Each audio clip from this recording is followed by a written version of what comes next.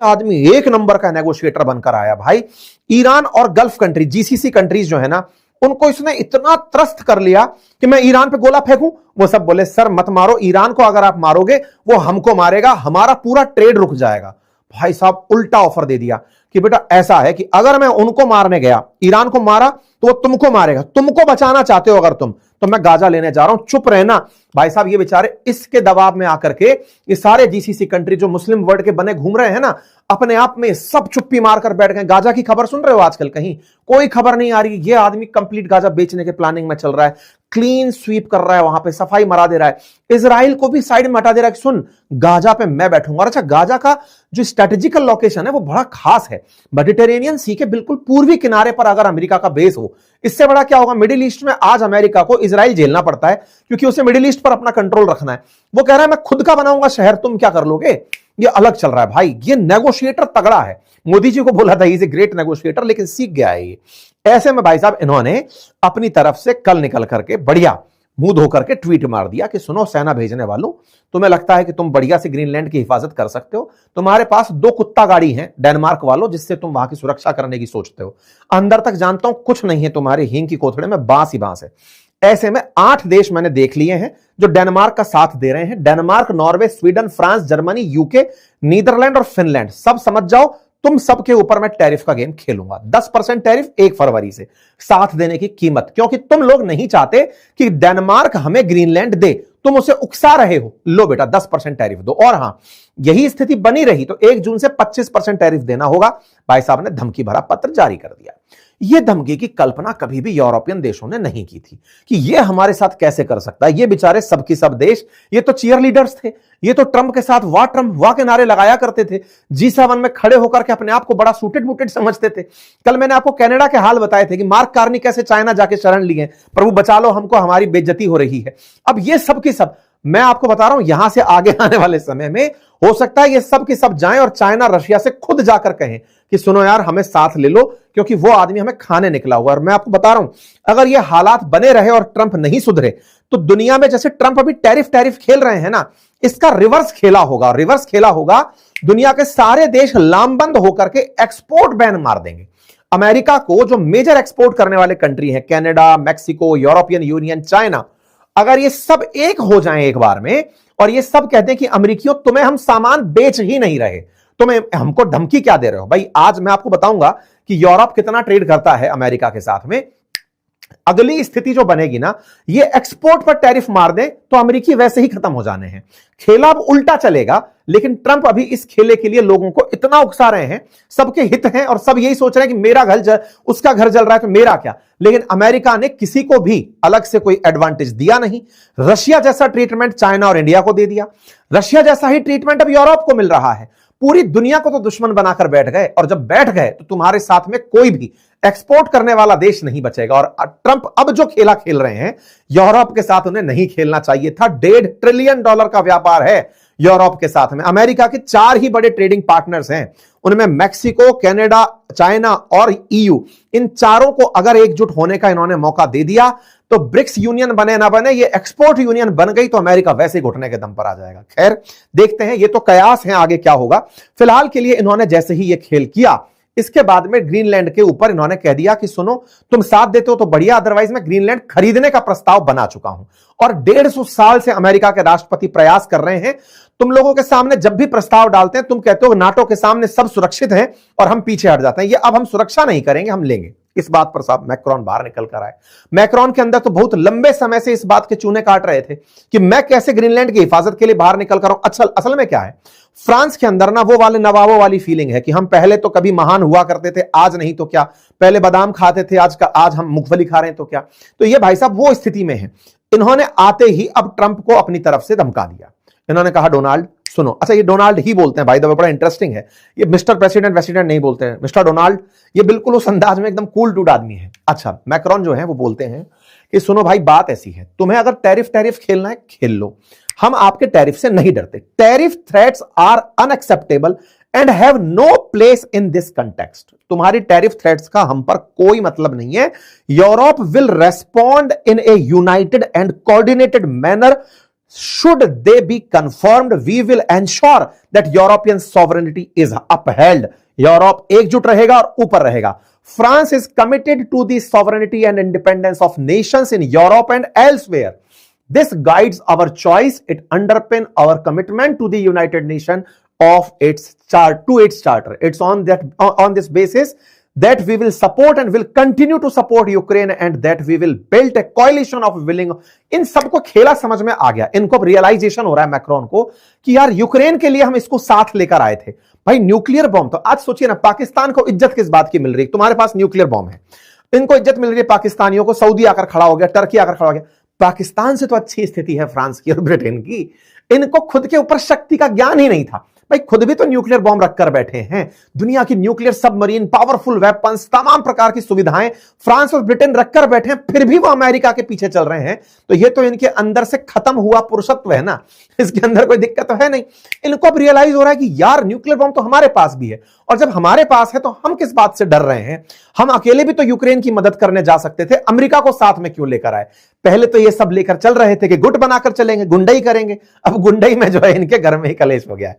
इसके बाद में निकल करके यूरोपियन यूनियन की उर्सुला वॉन डेन आती है. सेम वही, tariff would undermine transatlantic relation and risk a dangerous downward spiral. Europe will remain united, coordinated and committed to uphold its sovereignty. इनको अब यूरोप पर ही संकट दिखाई देने लग गया है. कजाकलास, कीर स्टारमर, अलेक्जेंडर स्टब, सब एक साथ बाहर निकल के धाम धूम जिन जिन के ऊपर लगा, सब एक साथ एक ही प्रकार की लाइन, जैसे सोशल मीडिया एक ही आदमी हैंडल कर रहा हो, इनका एक साथ सबके एक जैसे मैसेज निकलकर भाता है.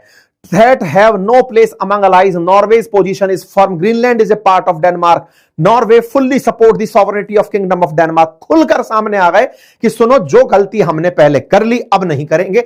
हम खुलकर सामने आ रहे हैं, डेनमार्क के पास रहेगा ग्रीनलैंड. अमेरिका वालों जान लो, ये सारी बातें हो रही हो तो दिमाग में आपके प्रश्न बनेगा कि 10% टैरिफ कितना नुकसान देगा. आइए मैं आपको थोड़ा सा स्टैट्स दिखा देता हूं, उस पर थोड़ा सा फोकस करिए. 2024 का स्टैट्स है. अमेरिका यूरोपियन यूनियन के साथ $1.5 ट्रिलियन का व्यापार करता है, और उस $1.5 ट्रिलियन के अंदर यूएस एक्सपोर्ट करता है ईयू को $664 बिलियन और खुद इंपोर्ट करता है $811 बिलियन का. अमेरिका को $147 बिलियन का नुकसान होता है यूरोपियन यूनियन से व्यापार करके. लेकिन यह बड़ा नुकसान नहीं है. $1.5 ट्रिलियन के अगर व्यापार में 10% आपके पास ट्रेड डेफिसिट है, it's not a big number, क्योंकि $1.5 ट्रिलियन का व्यापार है ना. भारत के केस में आप $120 बिलियन का व्यापार कर रहे हो और उसमें से $40 बिलियन का ट्रेड डेफिसिट है, दैट इज 30%. अपने आप में काफी बड़ा नंबर है. ये 10% है जो कि क्वाइट नेगोशिएबल है, इसको ऊपर नीचे किया जा सकता है, और इन्होंने किया भी. इन्होंने खेला क्या किया अमेरिकियों ने, बीच में भी यूरोप के ऊपर जब दुनिया पर टैरिफ बटे थे तब यूरोप पर भी टैरिफ बटा था. तब यूरोपियंस ने अपनी तरफ से इन्हें ऑफर दिया था कि सर आपको लगता है कि हम आपसे पैसे कमा रहे हैं $150 बिलियन, हम एक काम करते हैं, हम आपके यहां पर $600 बिलियन इन्वेस्ट करेंगे 2028 तक, ताकि जो आपसे कमाया है वो हम यूरोप की वजह से अमेरिका में लगाना का पसंद करेंगे. दूसरा, हम आपसे ही ऑयल और गैस परचेज करेंगे $750 बिलियन का 2028 तक. देखो अमेरिका ने बड़ा स्ट्रेटेजिक तरीके से इन यूरोपियंस को कूटा है. क्या था कि यूरोपियन कंट्री, सर्दियों के अंदर जर्मनी जैसे देशों के हालात भयंकर खराब होते हैं, इन्हें गैस से गैस जलाकर घरों को गर्म रखना होता है. रशिया से इन लोगों ने बकायदा एक नॉर्ड स्ट्रीम गैस पाइपलाइन डलवाई थी, बढ़िया चल करके वो आती थी और उससे ही अपने घरों में गैस बांटते थे और बढ़िया गर्म रहते थे. लेकिन ट्रंप ने यूक्रेन के नाम पर, यूक्रेन युद्ध खत्म ना होना असल में अमेरिका की चाहत ही नहीं है. यूक्रेन अमेरिका की चाहत है यूरोप को दबाना. उसको रशिया से भी कोई लेना देना नहीं है. उसको पता है कि ये हैं बीच में फंसने वाले, ये बिकेंगे, ये रशिया से सामान क्यों खरीदते हैं, मुझसे क्यों नहीं खरीदते. असली खरीदार तो ये है ना, पैसे वाले देश तो ये हैं. तो उसने क्या किया, सैंक्शन लगवाकर रशिया से तो गैस खरीदवाना बंद करवा दिया, खुद से शुरू करवाया. आप आंकड़ा देखें, $750 बिलियन का अमेरिका ने कहा है कि तुम हमसे गैस खरीदो. तो अब इनके पास में अमेरिका से गैस खरीदनी, तेल खरीदनी, सब वहां से खरीदो, पड़ोस की पड़ोस में से ना खरीद करके इनको यूज कर लिया. किस तरह से कि तुम $150 बिलियन मुझसे कमाते हो. भाई तुम $150 बिलियन कमाते हो, इसकी एवज में 7, 6, 6, 12, 13, $1350 बिलियन, तुम 10 टाइम्स ज्यादा का इन्वेस्टमेंट ले जा रहे हो. अमेरिका ने चाल चली। ये यूरोपियंस को समझ में आया कि यार ये तो हमारे साथ खेला हो गया। ऐसे चलते में ये सब लोग अब खेल को समझ चुके हैं। जब बात हो यूरोपियन यूनियन देशों की, तो उसमें जर्मनी इनसे सबसे ज्यादा पैसा कमाता है अमेरिका से व्यापार करके, क्योंकि है भी भाई दुनिया की थर्ड लार्जेस्ट इकोनॉमी फिलहाल बना हुआ है। तो जर्मनी एक्सपोर्ट में बढ़िया है, ऑटोमोबाइल के सेक्टर में, मशीनरी के सेक्टर में, और यूरोप का तो इस समय यूरोपियन यूनियन का तो लीडर ही है वो एक तरीके का। तो ऐसे में यहां पर इन्होंने यूरोपियन यूनियन में एकजुट होकर के अमेरिका के खिलाफ अब स्थिति बना ली है। कोई बात नहीं साहब, ऐसे में ये खबर जब बनती है तो तब इस पर प्रतिक्रियाएं आना शुरू होती हैं। लोग अमेरिका के अंदर भी लिखना चाहते हैं कि भाई ये ट्रंप कर क्या रहे हो। एक अमेरिकी सीनेटर लिखते हैं कि destroying our closest alliance to take Greenland, अपने सबसे निकटतम सहयोगियों को अमेरिका ऐसे कैसे कर सकता है पूरी तरह से। This there is no credible reason to threaten to take Greenland. ये अमेरिका के अंदर न्यूज चलना शुरू होती है कि भाई इससे केवल और केवल पुतिन को फायदा हो रहा होगा, वो खुश हो रहे होंगे। आज तो इस खबर को सुनने के बाद इंडिया में बैठे लोगों को फायदा हो रहा होगा, खुशी हो रही होगी कि इंडिया ने जो स्टैंड लिया ना वो बहुत बढ़िया स्टैंड था, क्योंकि इस व्यक्ति के सामने अगर कुछ भी बोलते तो हम अपना नुकसान कराते। शांत रहे, अपने आप जल रहा है खुद की आग में। तो ऐसे में इंडिया अभी तक 50% टैरिफ झेल रहा है। ठीक है, तुमको जो लग रहा है करते चलो, हम साथ में चल रहे हैं। ऐसे में पुतिन केवल सेलिब्रेट कर रहे हैं क्योंकि उन्हें पता था कि ये आग एक दिन इन लोगों को खुद जलाएगी, और वो जल रहे हैं। इस बीच में सबका अपना अपना, लेकिन वही है, ट्रंप के दीवाने कुछ और भी तो हैं। तो ट्रंप के दीवाने इस बात से खुश हो रहे हैं कि ट्रंप आपने बहुत अच्छा किया, लेकिन कुछ मस्करे हैं। वो ब्रिटेन को याद दिला रहे हैं कि ब्रिटेन देखो तुम्हारे ही तो लोग थे ना जो कभी जाकर के अमेरिका बसे थे। एक काम करो, एक तगड़े पत्रकार है, बढ़िया 8.7 मिलियन इनकी फॉलोइंग है, ट्विटर पे बड़ी नंबर होती है ये। वो लिख रहे हैं कि ब्रिटेन को ना अमेरिका वापस ले लेना चाहिए, क्योंकि तुम्हारे ही लोग जाकर बसे थे ना वहां जाकर के। ये कोलंबस गए थे यूरोप से निकल करके, तभी तो अमेरिका बसा था। कहो कि अमेरिका को हमें वापस दे दो, हमारा अपना है अमेरिका, तुम्हारा पास अमेरिका वापस आ जाना चाहिए। लोग मजे ले रहे हैं। अब इस बीच में एक और न्यूज निकल कर आती है कि यार ऐसा क्यों नहीं करते। आज अमेरिका के ऊपर लगभग $7 ट्रिलियन का डेट है।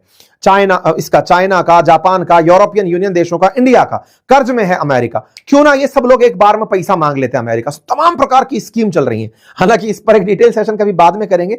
ये डॉलर सुप्रीमेसी के तहत होने वाला खेल है। ये केवल एक फेक नंबर कहा जा सकता है, मतलब फेक से ज्यादा ये केवल एक नंबर गणित है जिसको समझा के आप कंफ्यूज हो सकते हैं। अदरवाइज अमेरिका ने बड़ा प्लानिंग के साथ इन सबसे पैसा अपने पास रखवाया हुआ है। मैंने आपको पहले भी बताया था, ब्रेटन वुड्स सिस्टम के तहत इन्होंने ये खेला रचा था। खैर, फिलहाल के लिए सब तरह की बातें चल रही हैं। इस बीच में ग्रीनलैंड में एक सर्वे होता है कि ग्रीनलैंड वालों तुम बताओ तुम क्या चाहते हो। तो ग्रीनलैंड के अंदर मेजॉरिटी 85% पीपल ऐसे हैं जो डेनमार्क के साथ रहना चाहते हैं। उनका कहना है कि नहीं, हम अपनी स्वतंत्रता से खुश हैं, हमें अमेरिका के साथ नहीं जाना और हम ऐसे ही रहना चाहते हैं। इस बीच में अमेरिकी सांसद, रिपब्लिकन्स और डेमोक्रेट्स, बड़ा इंटरेस्टिंग है ये चीज। आप सोचिए कि वैसे तो सब ये खिलाफत करते हैं डेमोक्रेट्स अमेरिका के अंदर रिपब्लिकन्स की, लेकिन यहां सब मिलकर के 11 सांसदों की एक टोली ग्रीनलैंड पहुंचती है लोगों से फीडबैक लेने की। तुम लोग चाहते क्या हो? तुम अमेरिका के साथ आना चाहते हो? अमेरिका के साथ रहोगे तो सोचो कितनी बड़ी बात होगी, तुम्हारे साथ में इतनी सुरक्षा जोड़ी होगी, तुम अमेरिका का हिस्सा होगे। ये लोग वहां पर पहुंचते हैं। इधर ईयू के लोगों का कहना है कि अगर यह हाल बचा रहा तो हमारी हालत खराब हो जाएगी। लोगों के अंदर मीम्स चल रही हैं। अमेरिका में काफी सारे लोग खुश होकर के ट्रंप को बिल्कुल पेंगुइन बनाए घुमा रहे हैं कि भाई ये तो पूरा ग्रीनलैंड निकल लिए हैं, कि चलो अब ग्रीनलैंड का ये हिस्सा हमारा होगा। पूरी तरह से ये मार्को रूबियो और ये सब निकले हुए हैं। और इधर की तरफ यूरोपियन यूनियन के लोग फर्जी सैनिक बना बनाकर, टोपी पहना करके मजे ले रहे हैं। ट्रंप जो है वो उस समय दुनिया में से ग्रीनलैंड लेने की चाहत में बच्चे की तरह रूठे पड़े। मीम्स के मार्केट कुल मिलाकर के गर्म चल रहे हैं। खैर, इन मीम्स से हमारी जिंदगी का कोई लेना देना फिलहाल तो नहीं है, लेकिन हां एक बात अवश्य सत्य है, और वो ये कि जिस दिन ट्रंप ने यूक्रेन के मामले पर इन लोगों को सामने बिठाया था, यूक्रेन के लिए ये सब लोग गए थे ट्रंप से मिलने कि ट्रंप कुछ करो रशिया का, अदरवाइज यूक्रेन गया।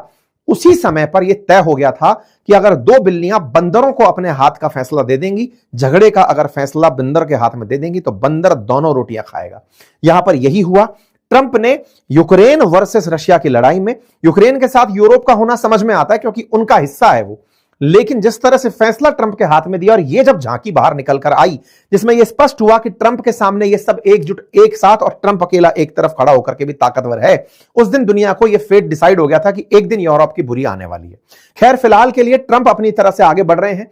ये अपनी अपनी तरफ से सब लोग अपनी बातें कर रहे हैं। अब होने वाला क्या है, 19 से 23 जनवरी के बीच में दावोस स्विट्जरलैंड के अंदर वर्ल्ड इकोनॉमिक फोरम की मीटिंग है और उसमें वर्ल्ड लीडर्स, ट्रंप का भी आना वहां पर प्रस्तावित है। ये सब लोग वहां पर प्रेजेंट होंगे और ये सब वर्ल्ड लीडर्स वहां पर प्रेजेंट हुए तो ये जो वर्ल्ड ऑर्डर में परिवर्तन आ रहा है इसका जिक्र जरूर हो सकता है। जिक्र हो सकता है कि ये कब तक चलेगा और अगर ऐसा चला तो दुनिया को जो संकट आने वाले समय में झेलना पड़ सकता है। वर्ल्ड वॉर वगैरह भूल जाइए आप, दुनिया के अंदर सिस्टम ही बदल जाएंगे, पुराने वाले कॉलोनियल एरा के अंदर आप वापस पहुंच जाएंगे। एक दो जगह मैंने बोल दिया था इस बारे में कि नव उपनिवेशवाद आ रहा है, कुछ मतलब संभ्रांत लोग बिगड़ गए थे मेरे ऊपर कि नहीं साहब ऐसे थोड़ी हो सकता है, जो आंखों के सामने दिख रहा है वो किसी को समझ नहीं आ रहा है।